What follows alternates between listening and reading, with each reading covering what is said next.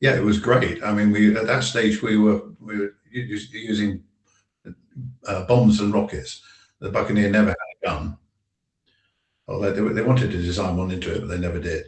But initially, we had 2-inch rockets and then SNEB, SNEB rockets, which were great because you could actually see them firing out the front of the aircraft, the target. Um, and I did on one occasion, I did actually overstress the aircraft several times recovering. Um, and that was partly my fault because in order to, I mean, it's a very Mickey Mouse is, in order to get the release parameters for bombs or rockets, basically you had to assess the angle you were flying. So think geometry. So you knew what your altitude was, and then if you know what your angle is, you think you know what the angle is, and you're released at a certain height, then you should be a certain distance from the target.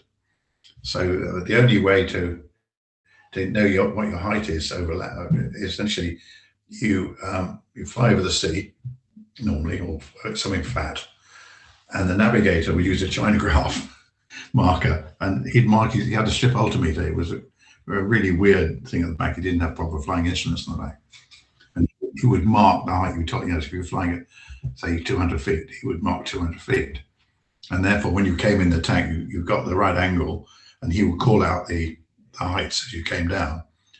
So as you got down to the release height, he'd say stand by now, and you'd fire your rocket or drop your bomb, whatever. And on this occasion, we went to a place called Cowden Range up in Yorkshire, and somebody neglected to tell us it was on top of a cliff. It was all very well marked, and we weren't clever enough to work that out ourselves. So we marked the altimeter at sea level, but of course the target was above sea level. So I released my rockets, which are all dead hits, by the way. That's the important They- part. yeah.